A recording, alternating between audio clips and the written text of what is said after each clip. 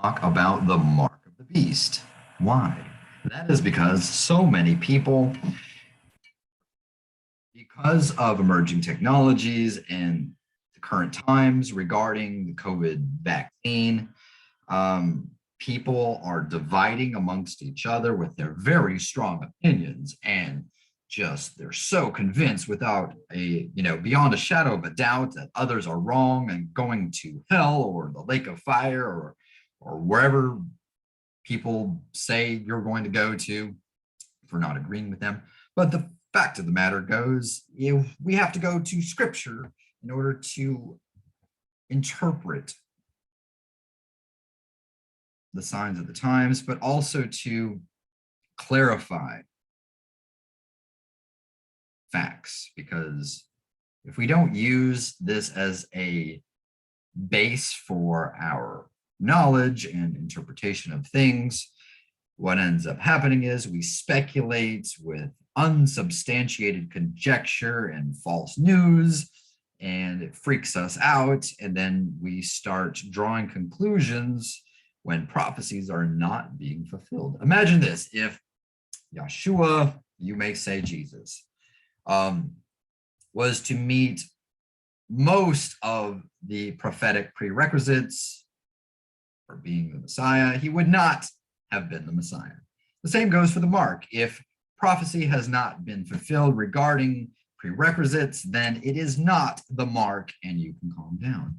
So let's go to scripture. Revelation 13:16 through 18. Yes, you probably have heard of this, because if you believe in the mark, then you know this verse. And he, who is he? He is the Antichrist. Hazar Mashiach, that means the enemy of the Messiah. He causes all, both small and great, and rich and poor, and free and slave, to be given a mark upon their right hand or upon their foreheads. Your scriptures might say in, or it might say on. The Hebrew word does not specifically specify, but in a sense, these are all quite synonymous. And that no one should be able to buy or sell except he that has the mark or the name of the beast or the number of his name. Here is the wisdom. He who has an understanding, let him calculate the number of the beast, for it is the number of a man, and his number is 666. Okay, here we go.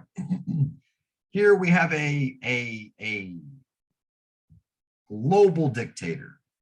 That's who he is. And he will have absolute totalitarian control over all social classes, regardless if they have money or not. Whoever they are, he will have absolute power over them. He will cause them to have a mark that is identified with him. I'm going to get into that in a second. Actually, I'm going to do it right now. A verse right before that, in 15, really shows you that this global new world order government is religious in nature. It is tied to worshiping the beast. Now, this beast is the Antichrist, the Hazar Mashiach, enemy of our Messiah. This is a historic event of global proportions, of a reconvergence of church and state. So that's a prerequisite. Next, he will have control over all social classes. And in verse 17, we learn that he will have absolute control over the way we do commerce because of this mark or worship or seeking out in order to obtain the number of his name. So these are conditions, prophetic conditions, prerequisites that must be in effect in order for this prophecy to be fulfilled in the here and now. That also means that just because this vaccine may, in your opinion, be the thing, if these have not been fulfilled, then it's not the thing. It may become the thing, but we won't know that with any certainty until these things that I just read to you have been fulfilled. Now, if you were to go and look into concordance, let me stop sharing here. If you were to look into a concordance and just look up the mark and look at all the instances in Revelation where the mark is talked about, you will find that one cannot, accept the mark without actually engaging in worshiping of this person or his image. So that means that we're not like unwittingly, unknowingly receiving the mark. It's not happening. One has to willfully engage, to seek out and search in order to obtain the right substance, whatever this mark is, in order to engage in commerce. That means that the mark is an identifying factor, like we use a driver's license to show that we are authorized to drive, or a passport that we are authorized to enter into other countries. It identifies who we are, our allegiance, well, let's say the United States, in addition to affecting commerce. So there's also a subtext here. With a lot of prophecy, there is oftentimes a subtext. Now, there is profound symbolism behind the hands, the forehead, especially the right hand. Right hand signifies power. But anyways, let's go to Deuteronomy. That's a good place to start. Deuteronomy 6:8. The context here is the commandments of our Elohim. He says, and we shall bind them as a sign, here we are, as a sign on your hand. And they shall be as frontlets between your eyes. This is not to be interpreted literally, because binding the commandments on your hand will not make you be a better believer, or strapping them to your forehead will not make you do them any better. But the subtext here signifies the things, in all the things that you do, be mindful of the commandments of our Elohim. And the symbolism about as frontlets between your eyes is that it shall always be on the forefront of your mind. Well, if you bind it to your hand and to your forehead, that's your prerogative. That's fine. You can do that. You'll definitely be mindful that they are there and why they are there. Kind of like why we wear tzitzits. But anyways, I digress. The mark is a part of a historic reconvergence of church and state, a global religious system. Now, just because central bank digital currencies, which I believe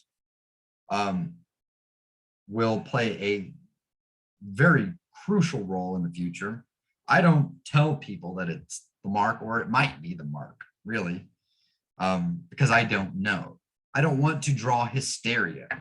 And besides, until something has been confirmed in scripture, I'm not going to worry or pedant about things that aren't a thing yet. The most important thing is that we love one another, because love is of Elohim. If we don't love our neighbor or our brothers, then we're not of him. You know what I mean? Like, we have to go back to these rudimentary things because we're so off track as Messianics, as Christians, as Yahudim or Jews. We're so focused on unsubstantiated hearsay and opinions that we are creating an element of hysteria, or we are fighting one another. We're not even talking about prophecies. We're not even talking about, what Yeshua said. We're not even discussing the most important things that cultivate an obedient lifestyle anymore. We're more worried about words and what words we're using, or which what we're going to call him. And his name is absolutely important. But let me run something by you. Let's say there's a man or a woman who lived their entire lives giving alms to the poor and obeying the commandments of Elohim, with an exception that this person